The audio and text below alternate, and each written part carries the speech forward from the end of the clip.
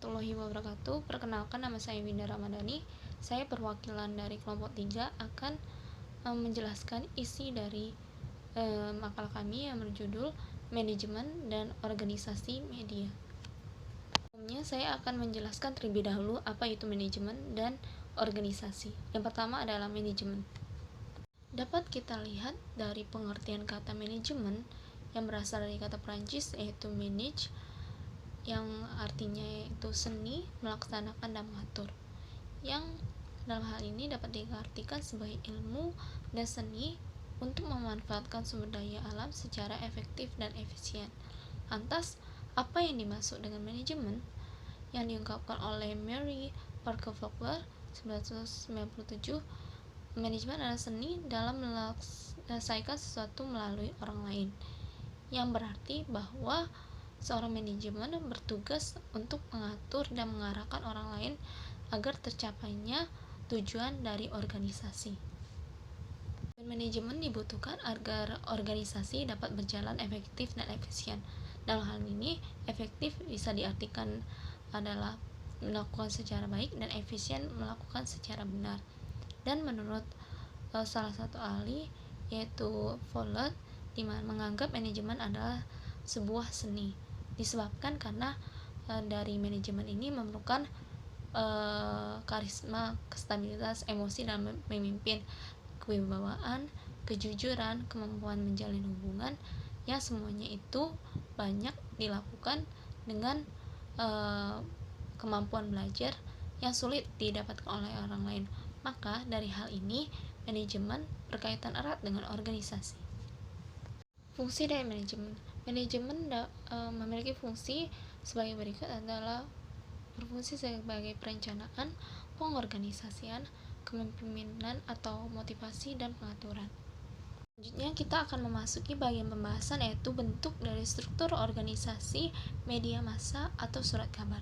Yang pertama adalah pemimpin umum atau general manager, yang kedua adalah pemimpin redaksi, yang ketiga adalah sekretaris redaksi, yang keempat adalah dewan redaksi, yang kelima direktur pelaksanaan, keenam adalah redaktur, yang ketujuh redaktur percetakan, yang ke-8 adalah reporter, yang ke-9 adalah fotografer, yang ke-10 adalah responden, yang ke-11 kontributor, 12 bidang pendukung redaksi, yang ke-13 bagian usaha atau business department.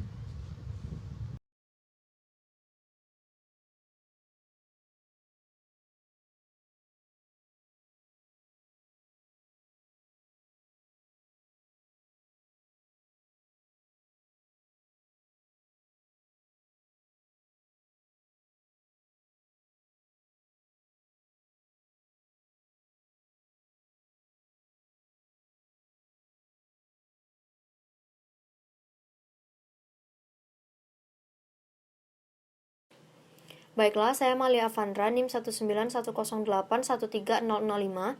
Saya akan sedikit menjelaskan tentang pembagian kerja dari struktur organisasi media massa. Yang pertama itu ada pemimpin umum atau general manager. Pemimpin umum atau general manager bertanggung jawab atas keseluruhan jalannya penerbitan pers baik ke dalam maupun keluar. Pemimpin umum atau general manager melimpahkan pertanggungjawabannya terhadap hukum kepada pemimpin redaksi sepanjang menyangkut isi penerbitan, dan kepada pemimpin usaha sepanjang menyangkut pengusahaan penerbitan. Selain itu, pemimpin umum juga bertanggung jawab untuk atau sebagai pemegang otoritas tertinggi di seluruh kegiatan yang ada dalam perusahaan. Dan dalam menjalankan tugasnya, pemimpin umum dibantu oleh seorang pemimpin redaksi dan seorang pemimpin perusahaan yang disebut juga sebagai tangan kanan dan tangan kiri dari pemimpin umum. Nah, untuk pemimpin redaksi sendiri, selain sebagai tangan dan tangan kiri dari pemimpin umum, dia juga bertanggung jawab terhadap mekanisme dan aktivitas kerja keredaksian sehari-hari.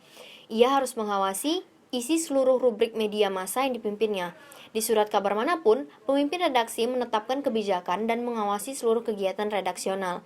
Ia bertindak sebagai jenderal atau komandan yang perintah atau kebijakannya itu harus dipatuhi oleh seluruh bawahannya. Baiklah, saya akan melanjutkan menjelaskan tentang struktur organisasi media massa. Selanjutnya yaitu Dewan Redaksi. Dewan Redaksi biasanya beranggotakan pemimpin umum, pemimpin redaksi, wakilnya, dan orang-orang yang dipandang kompeten menjadi penasihat bagian redaksi. Dewan redaksi bertugas memberi masukan kepada jajaran redaksi dan dalam melaksanakan pekerjaan redaksional. Dewan redaksi pula yang mengatasi permasalahan yang penting redaksional, misalnya menyangkut berita yang sensitif atau sesuai tidaknya berita yang dibuat tersebut dengan visi misi penerbitan yang sudah disepakati. Selanjutnya, redaktur pelaksana. Di bawah pemimpin redaksi biasanya ada redaktur pelaksana.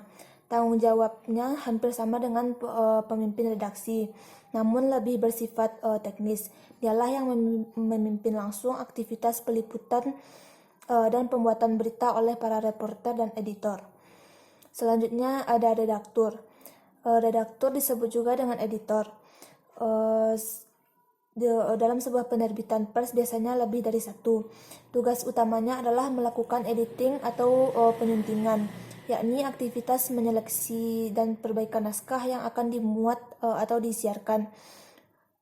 Di internet redaksi mereka disebut redaktur desk, redaktur bidang atau redaktur halaman karena tanggung jawabnya penuh atas isi rubrik tertentu dan editingnya. Seorang redaktur biasanya menangani satu rubrik, misalnya rubrik ekonomi, luar negeri, olahraga, dan sebagainya. Mungkin sekian penjelasan dari saya, dilanjutkan oleh teman saya. Saya akan menjelaskan tentang redaktur pracetak. Apa sih itu redaktur pracetak? Redaktur pracetak ini adalah sebuah posisi yang bertanggung jawab atas berita yang sudah diturunkan ke percetakan dan sudah diset bersih, desain cover dan perwajahan. Kemudian ada reporter. Reporter tugas utamanya yaitu mencari berita, lalu membuat atau menyusunnya merupakan tugas pokoknya. Yang ketiga ada fotografer. Tugas dari fotografer ini adalah mengambil gambar peristiwa atau objek tertentu yang bernilai berita atau untuk melengkapi tulisan berita. Perkenalkan, nama saya Karifal Kemana. Saya akan menjelaskan tentang koresponden dan kontributor. Koresponden yaitu wartawan yang ditempatkan di negara lain atau daerah lain. Dan selanjutnya ada kontributor. Kontributor itu adalah penyumbang naskah atau tulisan struktural tidak tercantum dalam struktur organisasi redaksi. Apa sih contohnya dari kontributor? Misalkan contohnya adalah para penulis artikel, kolumnis, dan karikaturis. Kemudian ada sastrawan juga bisa menjadi kontributor. Ketika mereka mengirimkan karya sastra di sebuah media massa, mereka menjadi kontributor. Dan juga ada wartawan lepas yang juga termasuk kontributor. Serta ada wartawan pembantu yang bekerja untuk sebuah pers juga termasuk kontributor. Selanjutnya akan dijelaskan oleh teman saya. Terima kasih. Assalamualaikum warahmatullahi wabarakatuh. Saya Riko Primuzidan, DP 1031 akan melanjutkan penjelasan yang selanjutnya, yaitu bagian bidang pendukung redaksi. Bagian bidang pendukung redaksi ini adalah bagian yang tidak kalah penting karena fungsinya untuk membantu kelancaran redaksi. Yang termasuk pada bagian ini yaitu bagian perpustakaan dan dokumentasi dan penelitian dan pengembangan atau litbang. Litbang itu dia memantau perkembangan sebuah penerbitan supaya membaca dan memberikan masukan-masukan bagi pengembangan redaksional dan bagian lainnya, termasuk pembinaan dari pengembangan kualitas. Selanjutnya yaitu bagian usaha. Bagian usaha ini bertugas untuk menyebarluaskan media massa di media massa. Biasanya posisi ini dipimpin oleh seorang manajemen marketing atau manajemen pemasaran. Jadi pada bagian ini itu dia berhubungan dengan segala sesuatu yang dengan pemasaran atau pendistribusian sebuah media massa. Baiklah, saya akan menjelaskan contoh salah satu struktur organisasi media massa, yaitu saluran TVRI. Struktur kelembagaan TVRI terdiri dari 5 Dewan Pengawas dan 5 Dewan Direksi. Keduanya mempunyai masa kerja 5 tahun dan dapat dipilih kembali hanya untuk 1 kali masa kerja berikutnya. Dewan Pengawas. Dewan Pengawas TVRI ditetapkan oleh Presiden atau usul Dewan Perwakilan Rakyat setelah uji kepatutan dan kelayakan secara terbuka atas masukan dari pemerintah atau masyarakat. Menurut PP nomor 11 tahun 2005, Dewan Pengawas berfungsi mewakili masyarakat, pemerintah, dan unsur lembaga penyiaran publik yang menjalankan tugas pengawasan untuk mencapai tujuan lembaga penyiaran publik. Struktur Dewan Pengawas TVRI saat ini adalah sebagai berikut. Ketua Dewan Pengawas itu Pamungkas Tris Hadiat Moko. Anggota Dewan Pengawas 1. Made Ayu Dwi Maheni SH MSI. Kedua, anggota Dewan Pengawas Supra Wimbarti MSc PhD. Anggota Dewan Pengawas 3. Dr. Maryuni Kabul Budiono MPD. Dewan Direksi. Dewan Direksi TVRI diangkat dan ditetapkan oleh Dewan Pengawas. Dewan Direksi berwenang dan bertanggung jawab atas pengelolaan TVRI. Struktur Dewan Direksi TVRI saat ini adalah sebagai berikut. Direktur utama yaitu Imam Protoseno. Kedua, Direktur Program dan Pemimpin Redaksi Berita Irianto. Direktur Keuangan itu Telman Roring Pandey. Direktur Umum yaitu Dra Megi Teresia Rares MSI.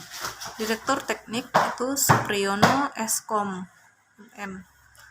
Direktur Pengembangan dan Usaha itu Dra Rini Padmirehatta. Dalam pendanaan, menurut Undang-Undang Nomor 32 Tahun 2002, sumber pendanaan TVRI dapat berasal dari iuran penyiaran, APBN, sumbangan masyarakat, siaran iklan, dan usaha lain yang sah yang terkait dengan penyelenggaraan penyiaran. TVRI pernah menayangkan iklan dalam satu tayangan khusus dengan judul acara Mana Suka Siaran Niaga atau Sehari 2 Kali. Sejak April 1981, TVRI tidak diperbolehkan menayangkan iklan dan akhirnya TVRI baru kembali menayangkan iklan pada akhir 1990-an seiring dengan perubahan struktur kelembagaan dan pengesahan Undang-Undang Nomor 32 Tahun 2002 antara dekade 1960-an hingga 1990-an.